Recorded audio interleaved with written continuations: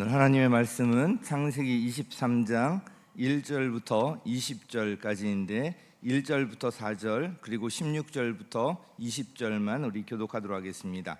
23장 먼저 1절부터 4절 교독합니다. 사라는 100년하고도 27회를 더 살았다. 이것이 그가 누린 횟수이다.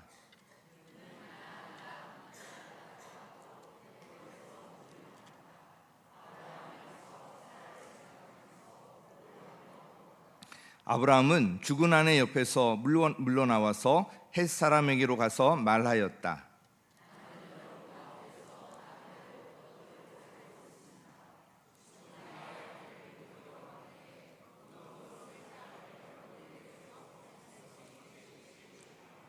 제가 16절 읽습니다.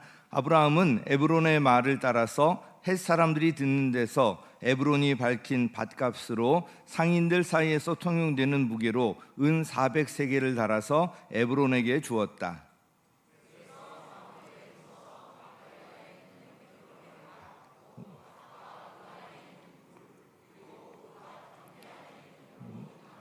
마을 법정에 있는 모든 헷 사람이 보는 앞에서 아브라함의 것이 되었다.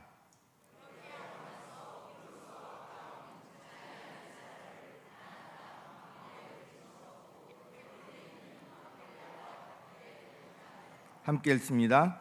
이렇게 하여 헷 사람들은 그 밭과 거기에 있는 굴 묘지를 아브라함의 소유로 넘겨 주었다. 아멘.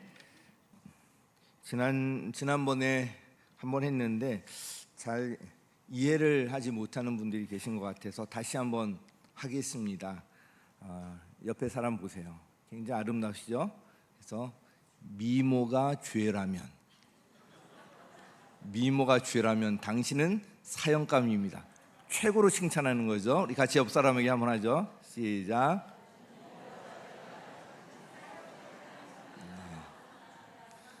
네. 우리는 하나님의 작품이기 때문에 그렇습니다. 네. 오늘 이 본문에는 아브라함의 아내 그 사라의 죽음과 그녀를 위한 매장지를 매입한 그 이야기가 기록되어 있습니다. 사라의 죽음과 관련하여서 오늘은 먼저 죽음에 대해 썼던 저의 칼럼을 또 인용하며 시작하겠습니다. 죽음은 누구도 피할 수 없습니다. 모든 사람이 다 죽습니다. 여기에는 예외가 없습니다. 그래서 성경에서도 한 번 죽는 것은 사람에게 정해진 일이다 이렇게 말씀하고 있습니다. 죽으면 다른 사람을 더 이상 볼 수 없고요, 끝이라고 생각하기 때문에 사람들은 자신의 죽음을 두려워하고 또 다른 사람의 죽음을 슬퍼합니다. 특히 가까운 가족의 죽음이나 젊은 사람의 죽음은 아주 큰 슬픔이고요, 마음의 상처가 되기도 합니다. 저는 장례식장에 갈 기회가 많은데요, 그때마다 두 가지 마음이 교차합니다. 하나는 이 세상에서 이별하는 것에 대한 아쉬움과 슬픔입니다. 죽음으로 이 세상에서는 더 이상 그 고인을 볼 수 없기 때문에 이 이별의 아쉬움과 이로 인한 슬픔은 당연한 감정입니다. 가까운 사람이 갑작스러운 사고나 질병으로 별세하거나 특히 아직 젊은 사람이 별세할 경우는 그 아쉬움과 슬픔이 더 크고요, 정말 감당하기 어려운 그런 슬픔에 빠질 때도 있습니다.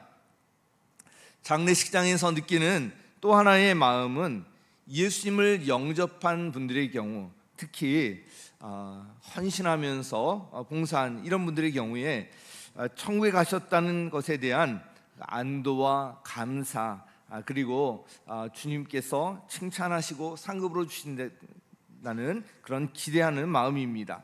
예수님을 믿지 않고 돌아가신 분들의 경우는 참 솔직히 그 유족들에게 무슨 말씀을 전해야 할지 참 난감한 경우도 있습니다. 그러나 예수님을 믿고 돌아가신 분들의 경우는 천국에 가셨다는 확신이 있기 때문에 평안한 마음, 감사한 마음으로 말씀을 전할 수 있고요, 특히 하나님 앞에서 정말 헌신 충성했던 분들의 경우는 더욱 그렇습니다. 마음 깊은 곳에서부터 벅차오르는 감사와 감격, 소망, 성령의 감동이 크게 느껴집니다. 장례식장에서 교차하는 이 두 가지 마음 중에서 제 마음을 더 크게 지배하는 것은 사실은 후자입니다. 죽음이 끝이 아니라는 것을 알기 때문에 그렇습니다. 물론 이별의 아쉬움과 슬픔이 있지만 그것은 잠시 동안일 뿐이고요, 천국에서 다시 만난다는 분명한 확신이 있기 때문에 그렇습니다. 죽음은 끝이 아니라 믿는 사람들에게는 천국으로 가는 관문일 뿐입니다. 오늘 본문을 보면요, 아브라함은 아들 이삭을 번제물로 바치라는 그 하나님의 말씀에 순종하면서 여호와 이레 하나님을 경험했습니다. 마치 죽었던 아들을 다시 얻은 것 같았을 것입니다. 이제 그 이야기의 중심이 아들 이삭에게로 옮겨가는 것이 자연스럽습니다. 그런데 성경은 그 전에 아브라함의 아내 사라의 죽음과 그녀의 매장지를 구입한 이야기를 기록하고 있습니다. 그냥 단순한 죽음의 이야기가 아니고요, 단순히 땅을 매입한 이야기가 아니라 굉장히 큰 의미가 여기에 담겨 있습니다. 우리 1절 2절 말씀 같이 한번 읽습니다. 시작. 사라는 100년하고도 살았다. 이것이 그가 누린 햇수이다. 그는 가나안 땅 기럇 아르바 곧 헤브론에서 눈을 감았다. 아브라함이 가서 사라를 생각하면서 곡을 하며 울었다. 아멘. 저는 이 성경에 나오는 그 내용들을 그대로 이제 믿는데요.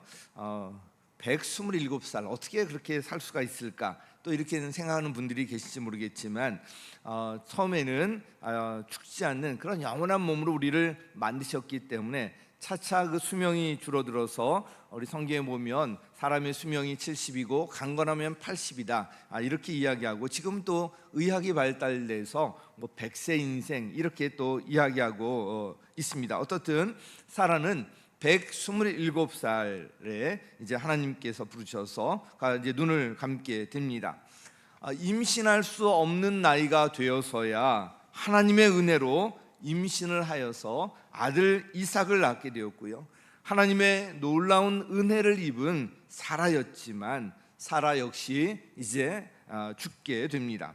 이 땅에 살면서 눈에 보이는 큰 업적을 남긴 것은 없어 보일지 모르지만 남편 그 아브라함의 돕는 배필로 아들 이삭을 낳아기르는 어머니로 자신의 역할을 잘 감당하다가 이제 주님 품에 안기게 됩니다. 이제 아브라함에게는 사라를 매장할 매장지가 필요했습니다. 이제 이스라엘의 유대인들의 매장 습관은 그 동굴, 굴 이런 데에 시신을 안치하고 그 입구를 큰 돌로 굴려서 막는 그런 이제 방식이 매장 방식이었습니다. 어떻든 그런 굴을 매입할 필요가 있었습니다. 그래서 4절 보면 나는 여러분 가운데서 나그네로 떠돌이로 살고 있습니다. 죽은 나의 아내를 묻으려고 하는데 무덤으로 쓸 땅을 여러분들에게서 좀 살 수 있게 해 주시기를 바랍니다. 나그네로 떠돌고 있다고 이야기하면서 좀 무덤으로 쓸 곳을 살 수 있게 해달라는 요청입니다. 아브라함은 가나안 땅을 주시겠다는 하나님의 이 약속을 계속 받았지만 아직 정식 소유지가 없었던 것을 알 수가 있습니다. 그래서 헤브론 땅에 살던 헷 사람들에게 땅 매매를 요청했던 것입니다. 아브라함이 땅을 매입하는 과정을 통해서 당시 그 흥정하는 모습이 어땠는지 우리가 알 수가 있는데요. 이 오고 가는 대화들을 보면 아주 정중하게 이런 흥정이 이루어지는 것을 볼 수가 있습니다. 우리 6절 같이 읽겠습니다. 시작. 어른께서는 우리가 하는 말을 들어보시기 바랍니다. 어른은 하나님이 우리 가운데 세우신 지도자이십니다. 우리의 묘지에서 가장 좋은 곳을 골라서 고인을 모시기 바랍니다. 어른께서 고인의 묘지로 쓰시겠다고 하면 우리 가운데서 그것이 자기의 묘 자리라고 해서 거절할 사람은 없습니다. 참 놀랍죠.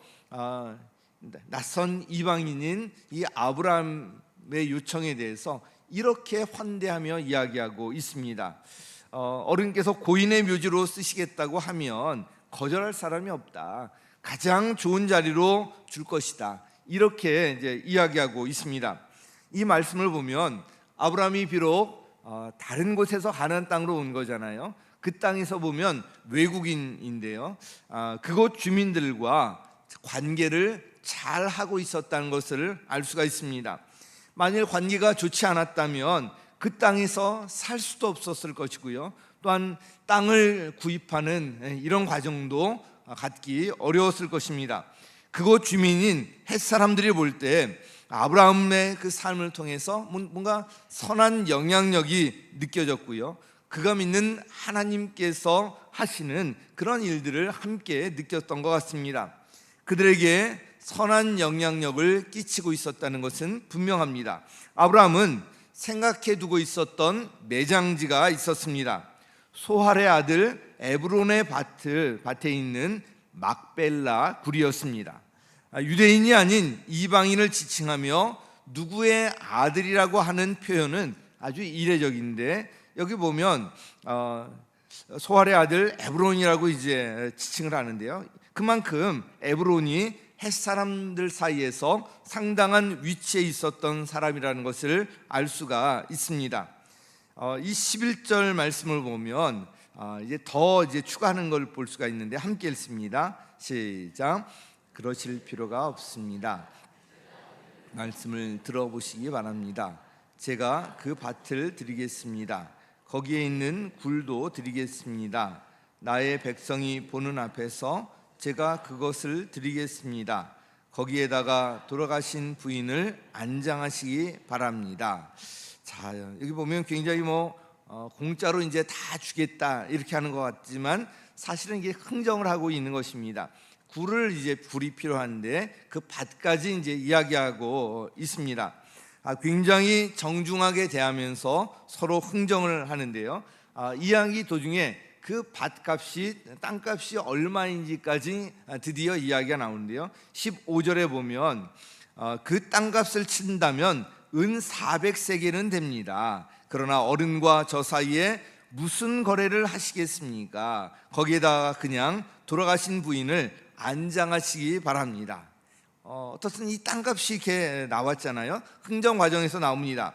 사실 아브라함은 많은 가축들을 소유하고 있었기 때문에 그 땅값을 치를 수 있을 만한 여유가 있었습니다. 그는 얼마라도 값을 치를 준비가 되어 있었던 것입니다. 13절에 보면 아브라함이 이야기합니다. 좋게 여기신다면 나의 말을 들으시기 바랍니다. 그 밭값을 드리겠습니다. 저에게서 그 값을 받으셔야만 내가 나의 아내를 거기에다 묻을 수가 있습니다.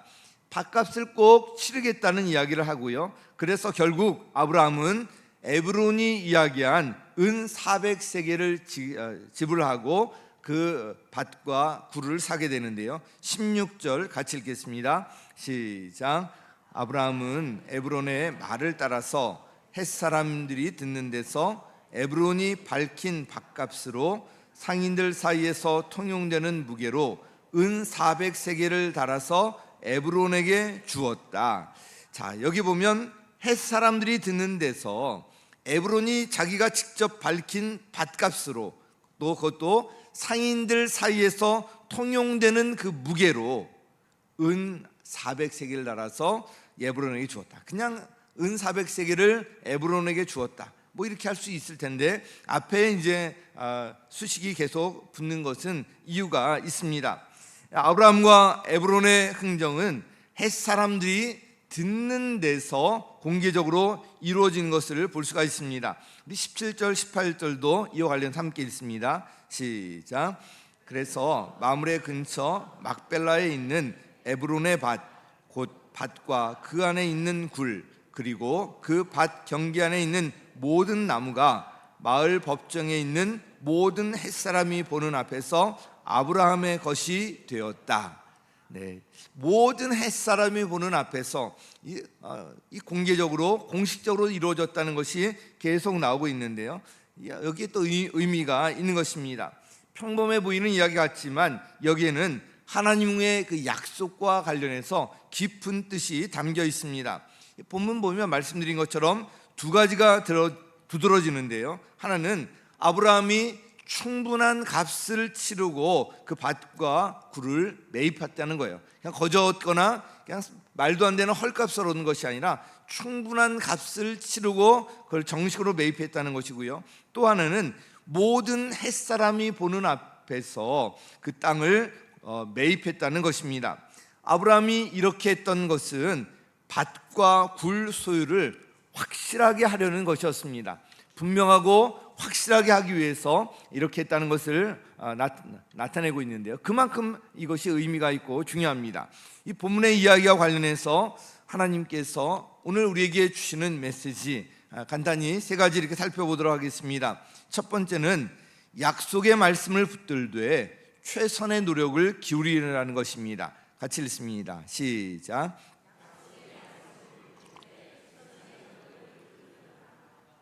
자, 여기 보면 20절 같이 읽습니다. 시작.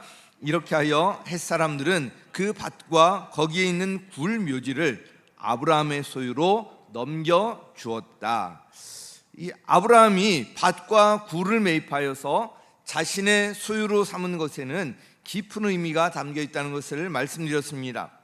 자, 아브라함이 왜 이렇게 막벨라 밭과 굴을 매입하려고 했을까요? 물론 이제 당장에 장례식을 치러야 하기 때문에 그렇게 했겠지만 그것은 더 나가서 보면 하나님의 약속에 대한 믿음 때문이었습니다.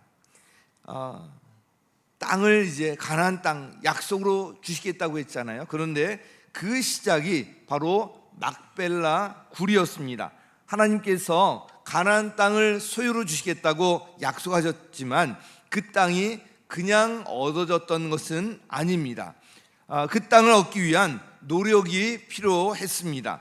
막벨라 굴은 사라를 매장한 이후에도 그와 그의 후손들이 계속 그 소유가 이어지고요, 거기에 묻히게 되는데 아브라함과 이삭, 야곱이 그곳에 매장이 되었고요, 라헬을 제외한 그들의 아내들도 그곳에 매장되었습니다. 야곱이 이집트 땅, 이 고센 땅에서 세상을 떠났을 때에도 헤브론 땅에 매장되기를 원했는데 그곳이 바로 이 막벨라 굴이었습니다. 그래서 이 막벨라 굴에는 계속해서 후손들이 묻히게 되고요, 이러면서 확실한 그 소유의 증거, 그 보증을 삼게 됩니다. 결국 이스라엘 백성들은 하나님의 약속의 땅인 가나안 땅을 차지하게 되는데요, 그 시작이 바로 오늘 본문에 나오는 막벨라 굴이었어요. 막벨라 밭과 굴을 소유하면서 결국 하나님의 모든 약속이 나중에 이루어지는 것을 볼 수가 있습니다. 사실 아브라함은 막벨라 굴을 매입하기 위해서 아주 적극적인 태도를 보였고요, 이를 위해서 최선을 다하는 모습을 보이게 됩니다. 4절에 보면 나는 여러분 가운데서 나그네로 떠돌이로 살고 있습니다. 죽은 나의 아내를 묻으려고 하는데 무덤으로 쓸 땅을 여러분에게서 좀 살 수 있게 해주시기를 바랍니다. 아브라함은 그 땅 사람들에게 그 땅 매입과 관련해서 자신의 의견을 이야기하거나 요청할 때마다 큰 절을 했는데요, 당시 관습에 따른 정중한 그런 태도의 표현이기도 하지만 그가 막벨라 굴 매입을 위해서 얼마나 최선을 다하고 있는지도 알 수 있는 구절들입니다. 우리 7절 말씀 같이 읽습니다. 시작.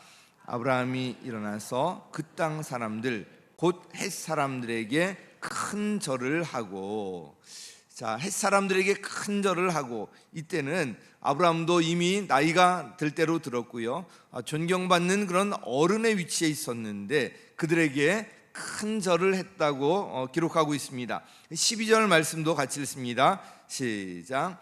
아브라함이 다시 한번 그 땅 사람들에게 큰 절을 하고 정말 마음을 다해서 최선을 다해서 그 땅을 그 굴을 매입하기 위한 그런 이제 간절함이 나타나고 있습니다.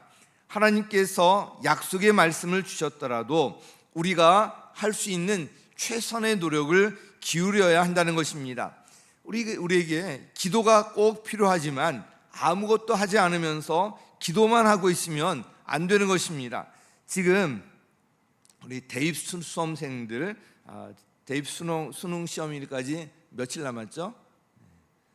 67일인가 남아 있어요. 그리고 D-Day 계속 카운트다운 이제 하고 있을 텐데 67일 정도 남아 있는데 이 카운트다운만 계속 하고 아무것도 안 하고 있다. 기도만 난 하겠다. 이러면 안 된다는 거예요. 마지막까지 최선을 다해야 합니다. 반대로 내가 최선을 다한다고 해서 반드시 노력한 만큼 되어지는 것도 아닙니다.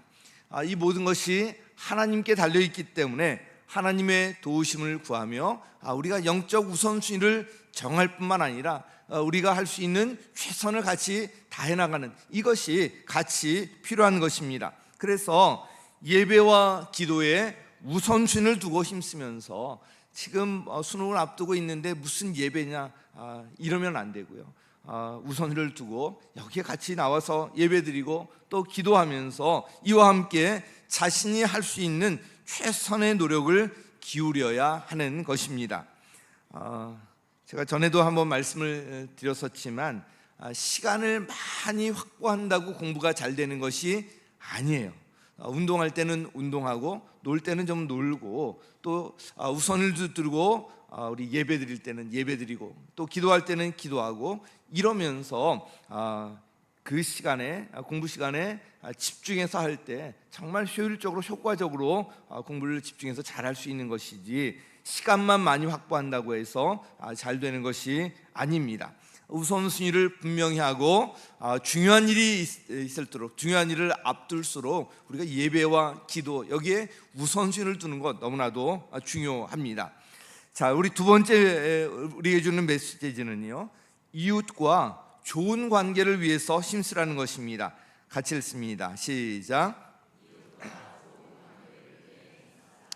자, 오늘 본문에서 놓치면 안 될 것이 6절 말씀인데 6절 우리 다시 한번 읽겠습니다. 시작. 어른께서는 우리가 하는 말을 들어보시기 바랍니다.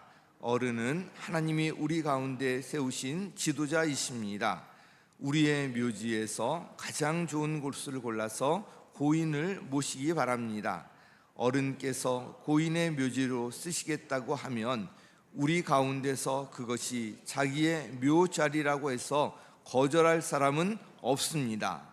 굉장히 호의적이고요, 굉장히 좀 잘 이렇게 대하는 모습을 볼 수가 있습니다. 아브라함이 이 햇사람들과 좋은 관계를 맺고 있지 않았더라면 이런 말을 했을 때 이런 반응이 나올 수가 없는 것입니다. 아브라함이 그들에게 막벨라 굴을 살 수 있도록 또 주선해 달라고 또 요청하는 장면이 나오는데요, 이런 요청 또한 그들과 좋은 관계를 맺고 있었기 때문에 가능한 일이었습니다. 자, 9절에 보면 그가 자기의 밭머리에 가지고 있는 막벨라 굴을 나에게 팔도록 주선하여 주시기 바랍니다. 자, 에브론이 그 밭을 그 굴을 또 팔도록 주선해 달라고 이렇게 요청하고 있는데 좋은 관계 있지 않았다면 이런 주선 역시 될 수가 없는 일이었을 것입니다. 아브라함은 비록 지금까지 자신의 소유 없이 가나안 땅에서 살아왔지만 주변 사람들과 좋은 관계를 맺고 있었다는 것을 알 수가 있습니다. 그들은 아브라함을 일컬어서 이렇게 이야기합니다. 하나님이 자신들 가운데 세우신 지도자다. 하나님께서 세우신 지도자라. 이렇게까지 지켜 세우고 있습니다. 아브라함이 그들에게 얼마나 선한 영향력을 끼치고 살아왔는지 잘 알 수 있는 구절입니다. 이웃과 이 좋은 관계는 전도에도 절대적인 영향을 미칩니다. 우리 교회에 오시는 분들 보면 어떻게 오셨냐고 제가 이렇게 질문하면 그런 분들이 많습니다. 이웃 사람 때문에 자기 바로 아랫집 또 앞집에 있는 사람들 보면서 주일이면 기쁘게 어디론가 가는 모습을 보면서 자신도 한번 따라오고 싶었다는 그런 이야기를 하는 분들이 꽤 많이 있습니다. 평소에도 선한 영향력을 끼쳤기 때문에 가능한 일이었습니다. 그 집에서 맨날 큰 소리 나고 싸우기나 하고 맨날 욕심쟁이라는 말만 듣고 뭐 이런 사람이라면 저런 사람이 다니는 데는 절대로 가지 않는다, 뭐 이렇게 하지 않았겠습니까? 그런데 이 그리스도의 선한 영향력을 끼치고 있었기 때문에 이렇게 할 수 있었던 것입니다. 오늘 이제 2부 예배 때 두 분이 침례를 받는데요, 이 두 분 역시도 마찬가지예요. 이 고향에서부터 고향을 떠나와서 함께 고향 사람들끼리 이제 모임을 이제 오랫동안 갖고 있는데, 우리 교회 집사님이 창립 기념주일에 한번 나오라는 이야기를 했을 때, 만약에 그 집사님이 그들 보기에 정말 뭐 엉망인 그런 모습이고 좋지 않은 영향을 끼쳤다면 그 말에 반응을 했겠습니까? 그런데 선한 영향을 끼치고 뭔가 잘 이렇게 바르게 사는 모습을 갖고 있었기 때문에 그 이야기를 했을 때 우리 교회에 이제 따라 나오게 되었고요, 지금 이렇게 침례까지 받게 되었습니다. 그래서 이 좋은 관계를 맺는 것, 이것이 전도에 절대적인 영향을 미친다는 것입니다. 우리 교회 역시도 주변에 좋은 소문이 나야 합니다. 교회의 좋은 소문은 목회자와 성도들이 함께 만드는 것입니다. 이웃에 선한 영향을 끼치면서 좋은 관계를 맺기 위해서 저와 함께 힘쓰시기를 간절히 바랍니다. 네. 자, 이제 마지막 세 번째 메시지, 오늘 이제 포인트가 세 번째 사실이 있는데요, 삼생을 준비하며 살라는 것입니다. 같이 읽습니다. 시작. 삼생을 준비하며 살라. 제가 이 장례식 때마다 거의 빼놓지 않고 언급하는 내용이 있습니다. 죽음으로 모든 것이 끝나는 것이 아니라는 것입니다. 장례식장에 가보면 특별히 이제 입관 예배나 또 마지막 이제 발인 때나 또 화장장 가서 화로에 이제 관이 들어갈 때나 이런 때 보면 이제 오열을 하고 굉장히 슬퍼하는 이제 분들이 계십니다. 당연한 거예요. 이 땅에서 이별하는 그런 아쉬움, 안타까움이 당연히 그런 감정이 있기 때문에 그렇습니다. 그런데 우리가 인생이 그렇게 죽음으로 끝이 아니라는 것을 우리가 분명히 알면 그렇게까지 슬퍼하지 않을 수가 있습니다. 인생은 이 세상에서의 삶이 끝인 것 같지만 그렇지 않아요. 우리 인생은 보면 삼생입니다. 우리 엄마 뱃속에서 일생이고요, 이 땅에서의 삶이 이생이고요, 이것이 끝이 아니라 천국에서의 영생, 삼생이 우리를 기다리고 있습니다. 엄마 뱃속에서의 한 10달 동안 일생은 이 밖의 세계를 몰라요. 지금 저희 며느리가 셋째를 임신했습니다.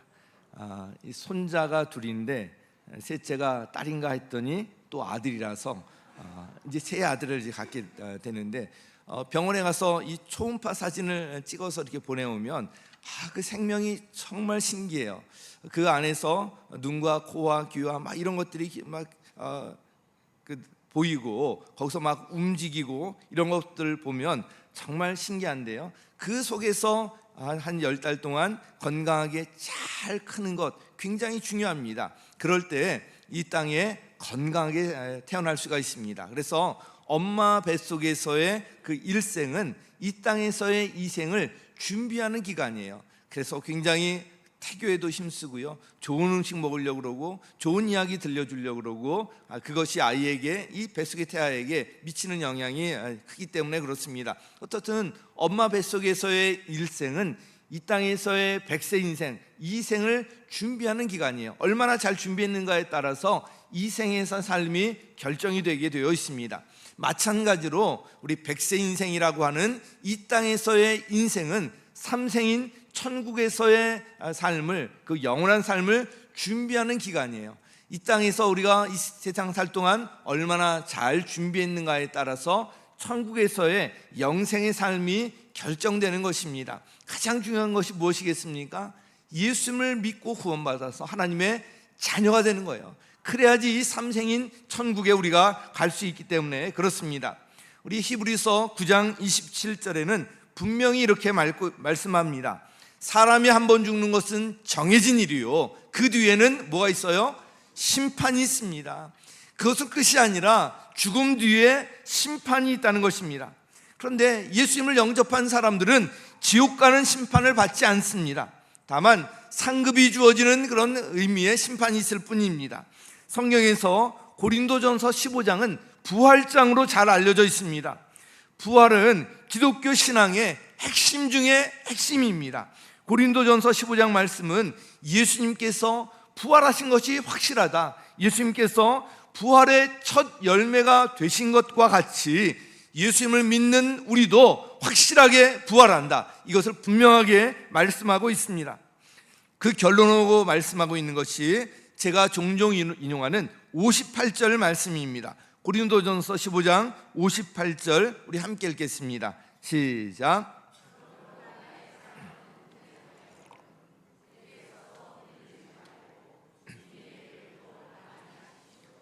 여러분이 아는 대로 여러분의 수고가 주님 안에서 헛되지 않습니다. 아멘. 여러분의 수고가 주님 안에서 헛되지 않습니다. 여러분, 이 세상에 있는 것들이 영원할 것 같지만 그렇지 않아요. 다 사라지고요, 우리가 죽으면서 가져갈 수 있는 것은 무엇보다도 아무것도 없습니다. 이 세상의 모든 것이 다 사라지게 되어 있습니다. 그런데 사라지지 않는 영원한 것이 있습니다. 바로 하나님, 또 하나님의 말씀이 영원하다고 말씀하고 있고요, 오늘 본문에 보면 주님 안에서 우리의 수고가 헛되지 않다는 거예요. 영원히 남는다는 거예요. 문맥을 보면 뭔가 하나님께서 갚아주신다, 보상이 있겠다는 말씀입니다. 우리의 이 땅에 살아가면서 모든 것이 다 사라지지만, 그러나 주님 안에서 우리의 수고는 헛되지 않아요. 영원히 남습니다. 작은 하나하나의 수고 주님께서 기억하시고 다 갚아주신다는 것을 믿으시기 바랍니다. 그래서 이 땅에서 가장 의미 있는 삶은 바로 주님 안에서 살아가는 것입니다. 설교를 마무리하면서 설교 처음 시작할 때 언급했던 죽음에 대해서 다시 한번 생각해 보겠습니다.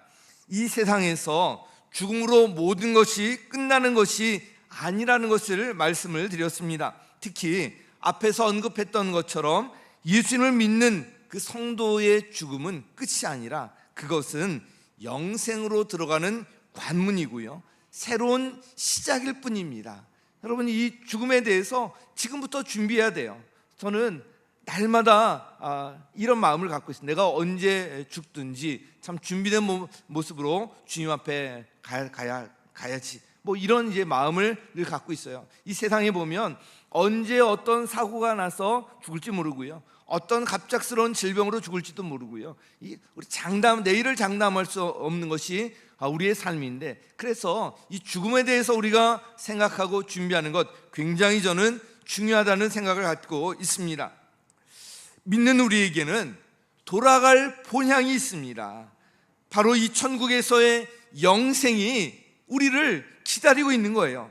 그래서 우리가 정말 슬퍼하고 정말 아쉬워할 것은 믿는 성도의 죽음이 아니에요. 믿는 성도, 믿으면 어디에 가요? 천국에 가잖아요. 믿는 성도의 죽음은 우리가 애통해하고 그럴 것이 아니라 오히려 축복해야 돼요. 그래서 우리가 천국 환송 예배라고 하고 있잖아요. 그리고 장례식 때 노래를 하는 것은 기독교밖에 없다고 해요. 천국에 가는 것을 축복하는 그런 시간이라는 것입니다. 정말 우리가 아쉬워하고 슬퍼할 것은 뭐냐면 믿지 않고 죽는 사람들, 믿지 않고 죽으면 결국 지옥 가잖아요. 지옥 가는 이 영혼들에 대해서 정말 슬퍼하고 정말 안타까워하고 이게 우리가 정말 슬퍼하고 안타까워할 그런 일들이라는 것입니다. 왜냐하면 우리 인생은 삼생이기 때문에 그래요. 우리가 이와 함께 한 가지 더 기억할 것이 있는데요, 예수님을 영접하고 천국에 갈 기회는 이 땅에 사는 동안만 주어진다는 것입니다. 죽음 이후에는 더 이상의 기회가 없습니다. 아직 기회가 있는 동안에 주님께서 우리에게 이 맡겨주신 일, 특히 한 영혼이라도 더 주님 앞으로 인도하는 이 일에 우리가 정말 최선을 다할 이유가 바로 여기에 있습니다. 이 일은 사라지지 아니하고 영원히 남는 일이고요. 그래서 우리가 이 영원히 남는 이 일에 우리 인생을 한번 투자하면서 여기에 에너지를 쏟고 사는 것, 그것이 가장 의미 있고 이 땅에 사는 동안에 정말 지혜로운 삶의 길인 것입니다. 저희 어머니 장례식 때를 지금도 생생하게 기억하고 있습니다. 저희 어머니는 하늘나라에 가시기 전에 약 거의 1년 동안 이렇게 자리에 누워 계셨습니다. 그래서 요양병원에도 다녀오시고 뭐 음식을 직접 드시지 못하고 참 옆에서 곁에서 지켜보면서 참 안타까웠지만, 그런데 지금 지나고 보니까 그 시간이 또 진짜 감사한 시간이었어요. 왜냐하면 그랬기 때문에 더 자주 찾아뵈었고요. 그랬기 때문에 거기서 천국에 대한 소망을 더 말씀드리고 구원의 확신을 이야기하고 제가 사랑한다, 감사다, 이 표현을 너무 정말 많이 했거든요. 그리고 그럴 때마다 어머니도 아들 고마워 뭐 이야기하시고, 또 천국에 대한 그런 말씀 드릴 때 그 소망을 하시고 아멘 하시고 참 그러면서 지냈던 그 기간이 너무나도 저는 참 감사했습니다. 그런 이제 시간들이 주어져 있었기 때문에 그 저희 어머니 하늘나라 가셨을 때 그렇게 제가 막 힘들지 않았던 것 같아요.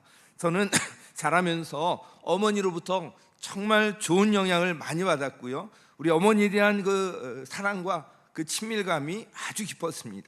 그래서 어머니를 떠나보내면서 그 아쉬움과 슬픔도 참 그만큼 크지 않았겠습니까? 그런데 장례식을 치르는 동안 그리고 그 이후에 지금까지도 마음이 평안합니다. 장례식을 치를 때 제가 주일이 껴 있었기 때문에 주일날 와서 설교를 하고 또 갔잖아요. 제가 설교를 할 때 막 울면서 막 하지 않았잖아요. 그렇게 할 수 있었던 것이 제 어머니가 너무나도 좋은 천국에 가셨다는 확신이 있었기 때문에 더 이상 이 세상에서 고생하지 않으셔도 되고요, 천국에서 이제 좋은 곳에 평안하게 가셨다는 확신 때문에, 그리고 그 천국에서 다시 만날 것에 대한 그 소망과 분명한 확신이 있었기 때문에 이별의 그 아쉬움을 덮고도 남을 만큼의 큰 그런 소망, 확신, 이런 것이 있었기 때문에 제가 그렇게 슬프지 않았던 것입니다. 설교 때 한번 말씀드렸던 최영기 목사님의 아내 이 최혜순 사모님은 사모님의 장례식을 좀 이렇게 치러달라고 미리 이제 부탁하셨다고 합니다. 저도 참 이렇게 하고 싶은 그 마음이 있는데요. 천국의 입성을 진심으로 축하하는 자리가 되게 해달라, 장례식 자리가. 그래서 갖고 있는 옷 중에서 가장 화사한 옷으로 입고 장례식에 와서 같이 축복해달라, 이렇게 이제 미리 유언으로 남기셨습니다. 최혜순 사모님의 장례식은 그 뜻에 따라서 참석한 분들이 검은 옷이 아니라 밝은 옷차림을 하고요, 모든 순서가 진행이 되었습니다. 최혜순 사모님은 그 장례식 때 부를 찬양도 미리 정해서 부탁을 해 놓으셨는데요, 그중 한 곡이 크신 일을 이루신 하나님께입니다. 예수님을 믿을 수 없는, 정말 믿을 수 없는 그런 자신을 너무나 잘 알기 때문에, 그럼에도 불구하고 예수님을 믿게 하신 것이 하나님께서 자신에게 하신 크신 일이라는 그 고백이 이 찬양 가사에 담겨 있습니다. 사랑하는 성도 여러분, 인생은 삼생입니다. 그리고 삼생이 바로 우리가 돌아갈 본향입니다.